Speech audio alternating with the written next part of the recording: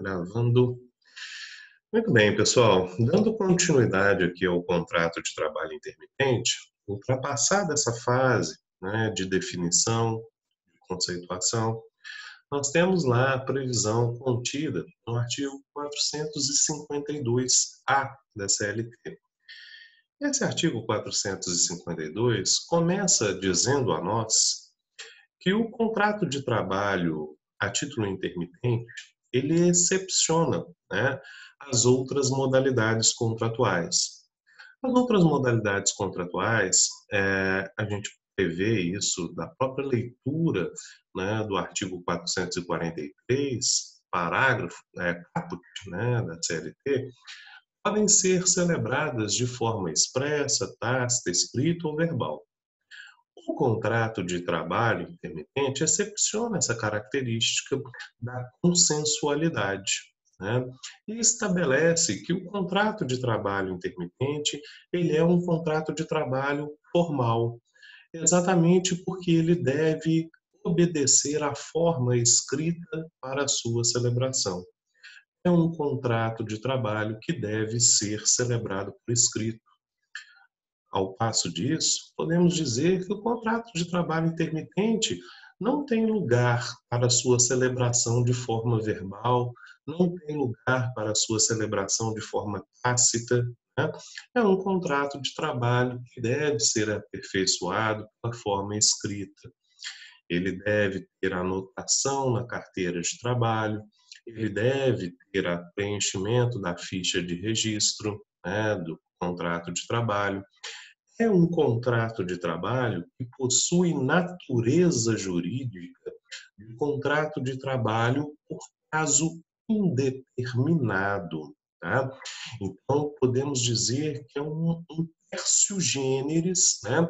É como se fosse uma figura especial de um contrato de trabalho por prazo indeterminado. Porque, uma vez celebrado o contrato de trabalho intermitente, tá, você tem a prestação de serviços sem limitação de prazo. É muito interessante isso, porque a maioria dos meus alunos, né, tinham em mente, pensavam que o contrato de trabalho intermitente ele se formava a toda convocação. Toda convocação, né, a prestação de serviço era um contrato de trabalho novo que se formava. Na verdade, não. Tá? O contrato de trabalho ele é formado uma única vez e vigora sem limitação de prazo. Por isso, Fabrício, que não é um prejuízo para o contrato de trabalho intermitente, de forma alguma, a prestação de serviço se dê de forma habitual, né?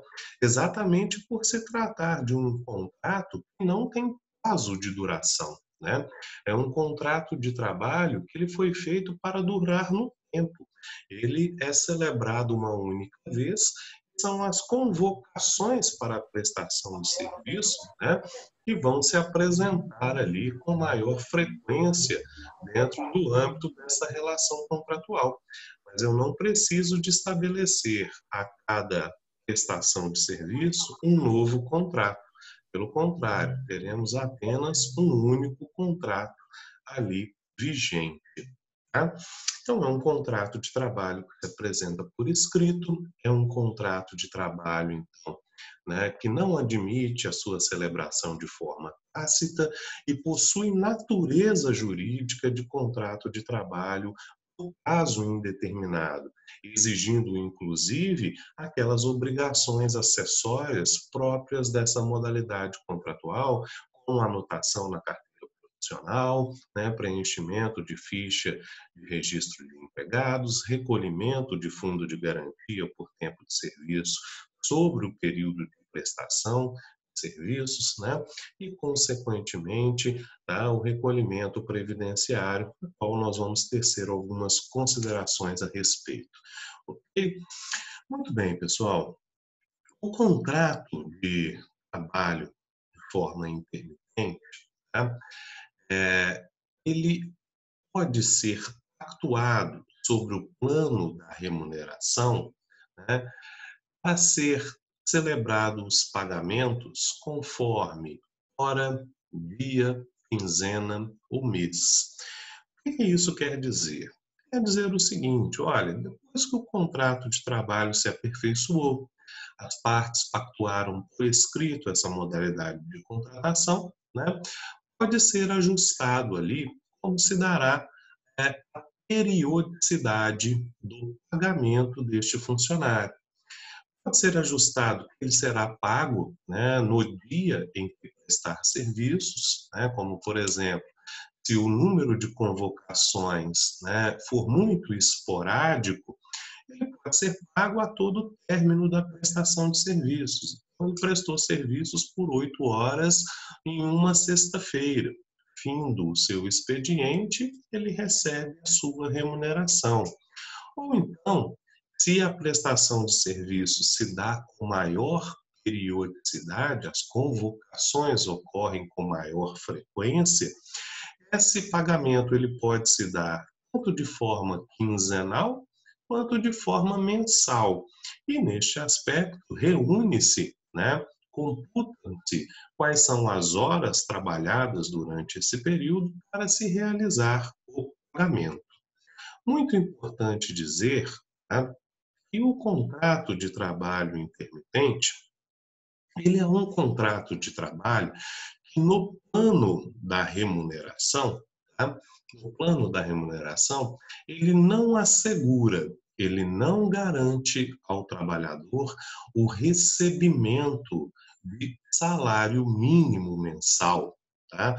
Conforme há uma previsão em nossa Constituição da República. Ok? Isso porque o contrato de trabalho intermitente, nos mesmos moldes do contrato de trabalho a tempo parcial, né? O que ele defere, o que ele conserva para o trabalhador é o recebimento, tá?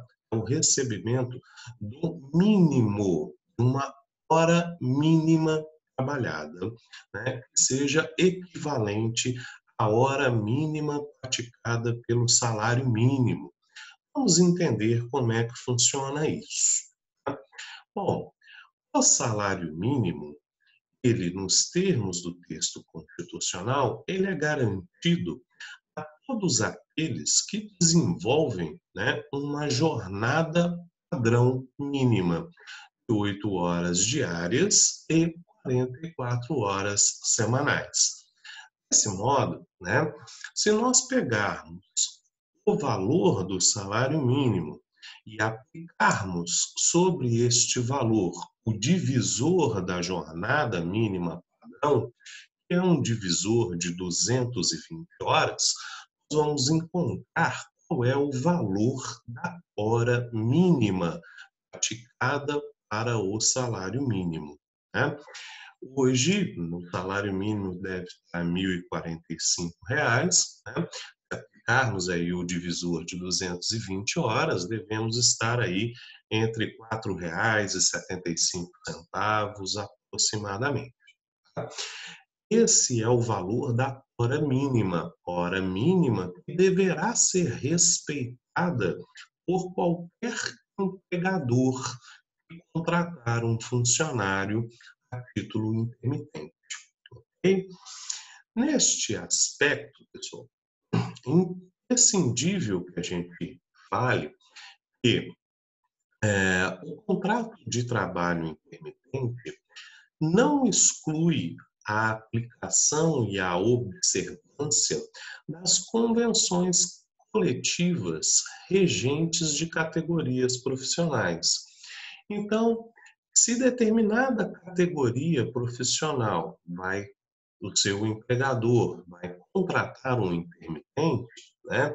Aquela categoria profissional, ela possui um salário base, né, de categoria, e se apresenta de forma superior ao salário mínimo, é uma categoria superior ao salário mínimo, né?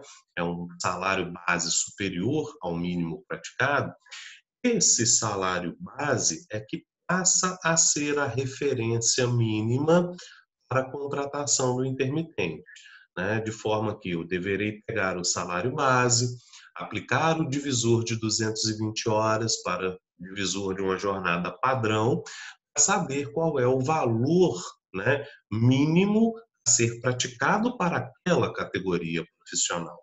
Tá? E numa outra vertente, tá? O contrato de trabalho intermitente também assegura ao prestador, àquele trabalhador, a observância do salário isonômico, né? O salário isonômico expressamente nos diz que para todo trabalho de igual valor deverá haver, né, igual remuneração.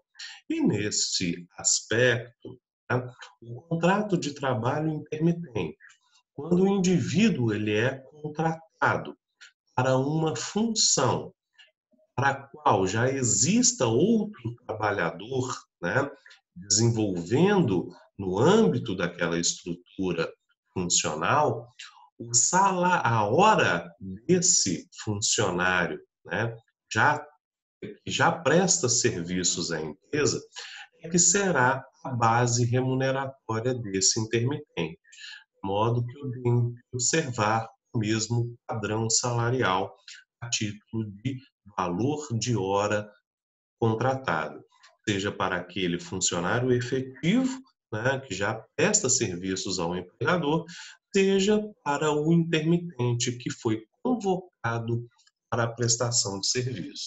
De modo que, no ato de celebração do contrato de trabalho, né, entre o trabalhador intermitente e o seu empregador, deverá ficar ali expressamente consignado, né, qual é a função que ele vai desenvolver no âmbito daquele trabalho intermitente, exatamente porque esta função pode ser elemento definidor da hora que ele vai receber como trabalhador intermitente, ok?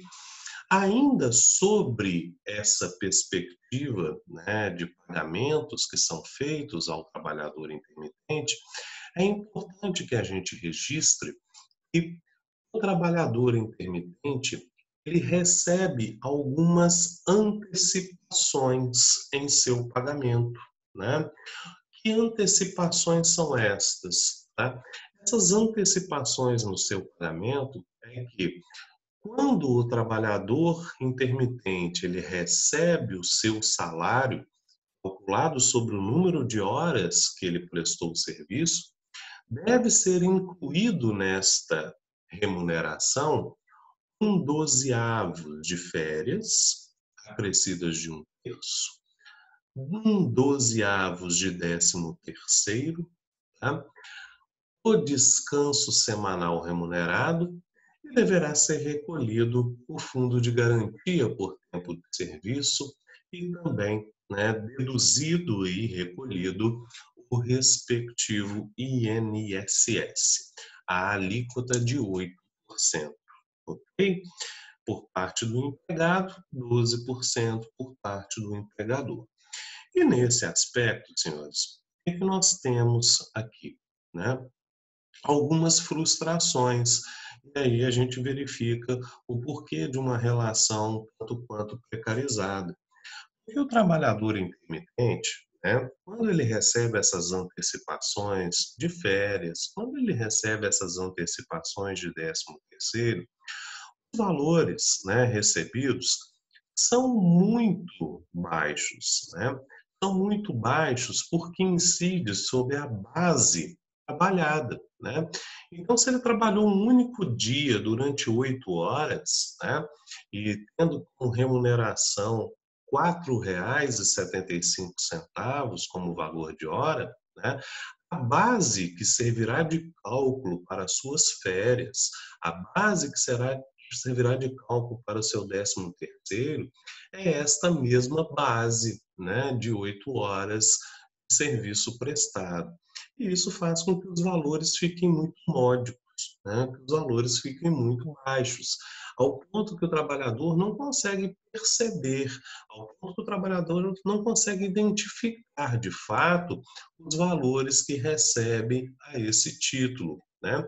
E aí percebemos algumas questões, né, que trazem prejuízo, como, por exemplo, o trabalhador intermitente, quando ele goza, né, quando ele completa 12 meses de duração do seu contrato de trabalho, e aí não é 12 meses de prestação efetiva de serviço, exatamente porque essa prestação de serviço ela pode oscilar, ora existir, ora não, né?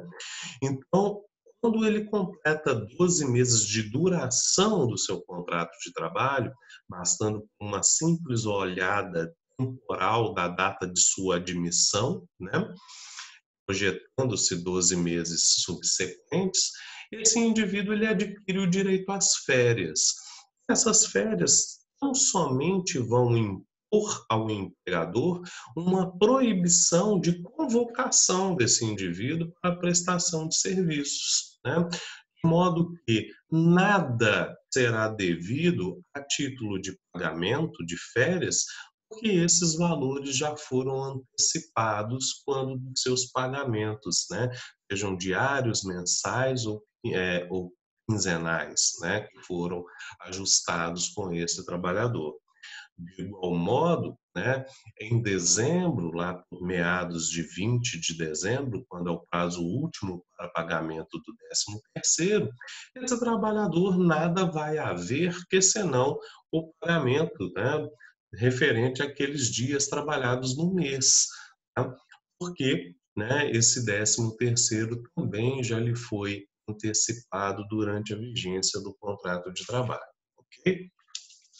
E nesse aspecto, pessoal, tá, como o valor da hora trabalhada do intermitente, né, a sua segurança mínima ela é muito baixa, né, por não assegurar o valor do salário mínimo mensal a esses trabalhadores, tá, é muito comum que a remuneração do trabalhador intermitente ela fique abaixo do salário mínimo. Aqui nós temos um grande problema com isso, o que o legislador não observou, né? O legislador reformista não se atentou para isso. Ele simplesmente importou uma norma do direito estrangeiro, fez um Ctrl+C e Ctrl+V para o direito brasileiro e não se atentou para esse caráter interdisciplinar do nosso direito, né? Que faz interfaces direito do trabalho com o direito previdenciário, com o direito tributário, né? Esses aspectos ficaram aí sem o devido tratamento e criaram aí algumas excrescências jurídicas, como essa que eu vou passar para vocês. O trabalhador intermitente ele é um empregado seletista com contrato de trabalho por prazo indeterminado que sofre desconto da Previdência Social, né? Mas que vai estar diante da presente circunstância. Se naquele mês que ele prestou serviços, né, ele não conseguiu auferir ganhos superiores ao salário mínimo, igual ou superiores ao salário mínimo, o recolhimento previdenciário que for realizado, ele vai estar abaixo do piso previdenciário. Como consequência, essa contribuição ela não é, tá? Ela não é absorvida pela Previdência para fins de carência, para fins de qualidade de segurado, né? Para que possibilite este trabalhador, né, o uso da Previdência Social como segurado da Previdência Social. Tá? Então, nós vamos estar muitas vezes diante, dentro desse cenário, uma situação de um empregado, né, com vínculo seletista, com contrato de trabalho por prazo indeterminado, que recolhe para a Previdência Social, mas que não é segurado da Previdência Social, ao ponto que, se sofrer um acidente de trabalho, não consegue se afastar para a Previdência Social. Se sofre uma doença, né, sofre um acidente de qualquer natureza, não consegue se afastar pela Previdência Social. Se é uma gestante, precisa de ter o benefício de licença maternidade, não vai poder o ter não ser segurada da Previdência Social. E, querendo ou não, acreditem que a melhor solução que encontraram, né, foi dada pela medida provisória 808, que não foi convertida em lei, mas acabou gerando, né, uma instrução normativa do INSS, que orienta o seguinte: toda vez que o trabalhador intermitente trabalhar, né, e não conseguir auferir renda superior ao salário mínimo, ele deve tirar uma guia complementar de contribuição para a Previdência Social para ter aquele período, para ter aquele mês computado para fins de contribuições previdenciárias. Caso ele não o faça, né, aquele período não será computado e ele estará à mercê do mercado. E aí, pessoal, a gente verifica a maldade desse tipo de legislação. O trabalhador nessa situação jurídica, né, ele já está ganhando muito pouco, ele já vai sofrer uma retenção, e para que ele tenha aquele período computado, ele vai ter que complementar do próprio bolso, né, a importância devida. Por óbvio, né, pessoal, que muitas e muitas das vezes essa complementação não será feita, né, e o que nós vamos ter ali é a figura de um trabalho precarizado sem a devida proteção jurídica, ok? Alguém quer me fazer alguma pergunta a respeito? Microfone habilitado. Não? Ok. Então, dando continuidade, pessoal, né? Deixa eu ver se o chat tem alguma coisa. Também não. Dando continuidade, pessoal, além dessas conjunturas do pagamento, nós precisamos de falar das convocações, né? As convocações, elas se dão dentro dessa modalidade de contratação exatamente porque a ideia é de que a prestação de serviços ela surja apenas quando exista a necessidade dela, né? O trabalhador ele vai ficar, né, com o seu contrato de trabalho ativo, porém suspenso, né, não sendo devido nenhuma espécie de pagamento ao trabalhador nesse período de inatividade e também não existindo subordinação nesse período de inatividade. Mas o trabalhador ele poderá ser convocado à prestação de serviços. Essa convocação ela pode se dar por qualquer meio idôneo de comunicação. Então, pode se dar pelo WhatsApp? Pode. Pode ser por mensagem? Pode. Pode ser por ligação? Pode. Pode ser por e-mail? Pode. O que nós recomendamos sempre, né, que esse meio de convocação ele seja um meio de convocação, né, que exija para nós a, a comprovação, seja de recebimento da convocação, seja, notadamente, né, da resposta que for dada a esta convocação. O Sérgio me fez uma pergunta aqui, professor, para o intermitente tem limitação de jornada diária? Sim, né, nós temos, Lucélia. O próprio texto constitucional estabeleceu que a jornada de trabalho que se verifica saudável para o trabalhador, né, é aquela jornada de trabalho praticada a partir de 8 horas, né, até o limite de 8 horas diárias. Tá? Acima dessa jornada, é autorizado pelo próprio artigo 58 o exercício de até 2 horas, tá? De jornadas de extra labor, né? Que seriam as chamadas horas extras, tá? Então, o intermitente também se submete à jornada padrão, tá? De 8 horas diárias e, neste caso, com possibilidade de exercício inclusive de horas extras, tá? Também se aplica ao trabalhador intermitente todas as demais aspectos da jornada de trabalho. Se ele trabalha em período noturno, terá direito ao adicional. Se ele trabalha em locais insalubres, né, terá direito ao adicional de insalubridade. Claro que as bases é que serão diferentes, né? Como eu não tenho salário mensal e recebo por hora trabalhada, né, as bases salariais serão o número de horas trabalhadas ali durante aquele período, ok? Muito bem, pessoal. Então, a convocação ela pode se dar por qualquer meio idôneo, né, de prestação, de comunicação, desde que seja efetivamente comprovado. Eu falo que ele deve ser comprovado porque a convocação ela obriga as partes, né? E essa convocação acaba decorrendo dela alguma sanção, né, para ambas as partes em caso de descumprimento. Nos termos da CLT, lá no artigo 452-A, a convocação por parte do empregador ela tem que se dar com pelo menos 3 dias de antecedência, né, à prestação de serviços. E o trabalhador ele tem que dar sua resposta com um dia, né, até em um dia, né, do recebimento da sua convocação. O silêncio do trabalhador, ou seja, quando ele não responde essa convocação, é interpretado como recusa, ok? Já quando ele expressamente não concorda, não aceita a convocação, né, essa recusa à convocação, de forma tácita ou de forma expressa, né, seja porque não respondeu, seja porque respondeu no sentido de não aceitar a convocação, ela não pode ser interpretada como um ato de insubordinação e dela não decorre nenhuma espécie de sanção.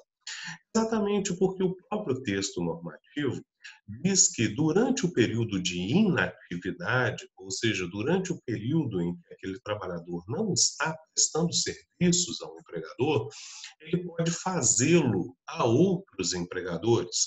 Ou seja, eu posso ter concomitantemente mais de um vínculo contratual intermitente, né? Ou seja, eu posso ter vários vínculos intermitentes, né?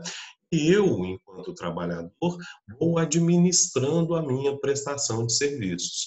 Como eu preciso ser convocado, pode ser que em uma determinada semana eu já esteja com os meus dias cheios, né? Porque já fui convocado por outros empregadores. Isso me autoriza, então, recusar algumas convocações. Exatamente por isso que essa modalidade de recusa não pode ser interpretada como ato de insubordinação e nem dela decorrer nenhuma modalidade de sanção. O que não pode acontecer, né, é esse trabalhador aceitar, né, a convocação e não comparecer à prestação de serviços, né? Se isso acontece, esse trabalhador ele pode ser sancionado, ele pode receber uma penalidade. Será equivalente a 50% do valor do trabalho que ele iria desenvolver naquele dia, para qual ele se ausentou ou não compareceu.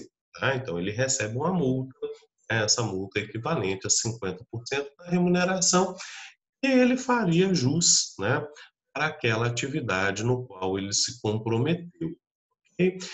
O que dá em Chico também dá em Francisco, esse dito popular é bem aplicável aqui nesse momento, porque se o empregador, né, convoca a prestação de serviços, o trabalhador aceita, nós temos então a formação do pacto, né? Nós temos ali a perspectiva obrigacional perfeitamente ajustada. Se esse empregador ele cancela a contratação, ele cancela aquele ato, ele também deverá arcar, né, com a multa incidente nessa perspectiva. Tá? Há também ali a previsão da multa aplicável a esse trabalhador. É claro, pessoal, que toda regra admite exceções, né? Nós sabemos que o artigo 473 da CLT autoriza o trabalhador se ausentar à prestação de serviço em determinadas hipóteses, como, por exemplo, né, quando há uma questão de falecimento, a questão do casamento, né? Então, nós temos ali uma dinâmica estabelecida no artigo 473 da CLT, que determina ali algumas justificações à falta. Nessa mesma esteira, entendo que casos fortuitos e força maior também autorizam o empregador o cancelamento desta sua convocação, sem a necessária aplicação de uma sanção, sem a necessária aplicação de uma penalidade, tá? No caso de não respeito destas convocações. Muito bem, pessoal. Agora um outro comentário que para mim é de extrema relevância, que se dá lá no conceito, né, do contrato de trabalho intermitente, a parte final do artigo 443, no seu parágrafo 3º. O artigo 443, no seu parágrafo 3º, diz que o contrato de trabalho intermitente pode ser celebrado, né, independentemente da atividade do empregador, exceto para a figura dos aeronautas, que são regidos por legislação específica. Tá? Nesse contexto, pessoal, entendemos que o parágrafo único do artigo 3º da CLT estabelece o princípio da não discriminação.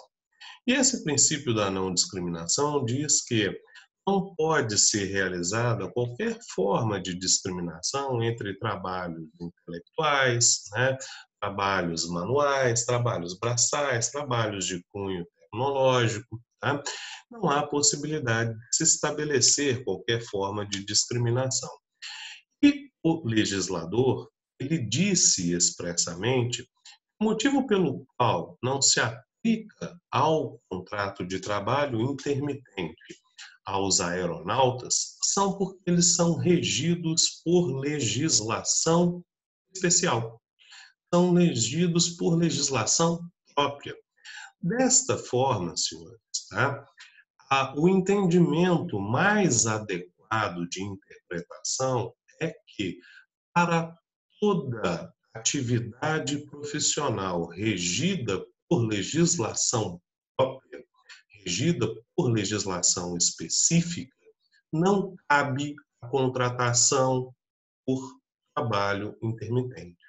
Okay? Muitos podem, muitas vezes, justificar, olha, professor, essa exceção, né, se deu porque o trabalho do aeronáutico é um trabalho perigoso. Tá? Muito embora não foi essa a justificativa dada, né, pelo legislador. E sim porque são regidos por legislação própria. Então, eu não posso estabelecer discriminação entre atividades de qualquer valor, de qualquer meio, todo aquele reelegido por legislação própria, também não cabe o trabalho intermitente. Essa é a linha. Podem se dizer, olha, é porque o aeronauta, né, ele possui um trabalho perigoso. Ora, o médico também, né? O médico também possui um trabalho, trabalha com vidas, né? Nós temos ali o fisioterapeuta de igual modo, né? O eletricista idêntico, né? Nós temos ali atividades que são notadamente envolvidas em risco, né? E também são regidos por legislação própria, o que afastaria essa ideia do trabalho intermitente. Ok? Para a gente finalizar um comentário de hoje aqui, tá? É que percebemos que com, né, a reforma trabalhista, o direito do trabalho acabou se aproximando bastante do direito civil. Né?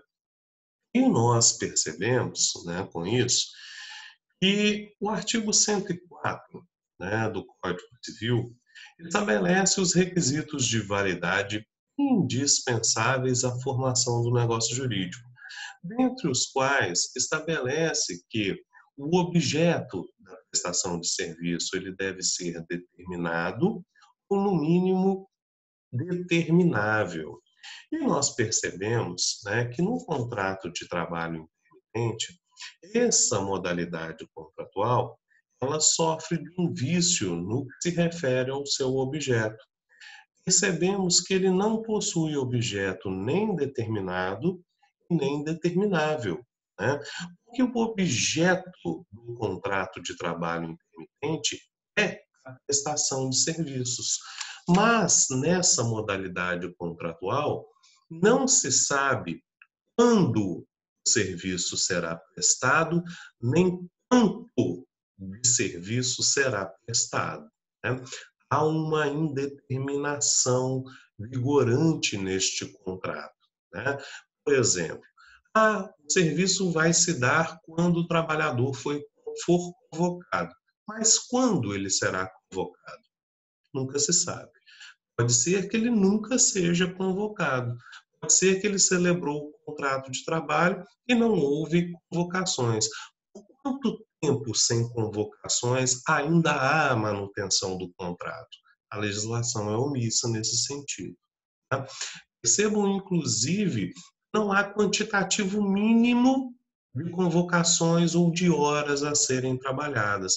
Há, então, uma manifesta indeterminação deste objeto, ao ponto que recomendamos sempre, né, quando vamos prestar consultorias para essa modalidade contratual, além destes requisitos que nós já colocamos para vocês aqui, né, que o empregador conserve pelo menos um quantitativo mínimo de convocações a serem trabalhadas nesse contrato. Por exemplo, né, o contrato de trabalho intermitente será realizado, será aperfeiçoado a partir das convocações em conformidade com as necessidades do empregador, sendo assegurado um número mínimo de 10 convocações ou de 5 convocações ou no número mínimo de 20 horas trabalhadas por este empregado.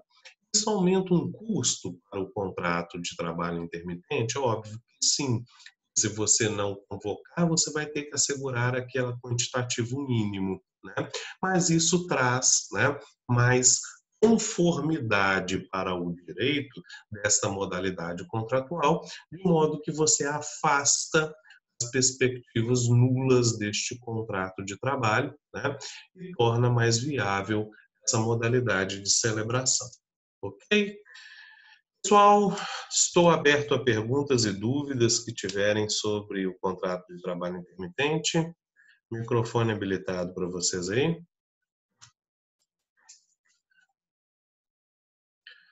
Não? Todo mundo justo e entendido? Beleza, então, pessoal. Conteúdo texto. Pois não. Não com relação à aula de hoje, mas é porque no calendário a VA está para a semana que vem. Isso. Já foi disponibilizada? Não, eu vou disponibilizar na semana que vem mesmo, Fabrício. Vai ser para ser feito durante a aula. Não, na verdade eu vou disponibilizar e agendar a data só de entrega. Tá? Não. Essa data Beleza, que está então. lá é de disponibilização. Bom, obrigado. Nada. Beleza, senhores. Grande abraço para vocês, então. Prazer imenso estar aí com vocês, tá?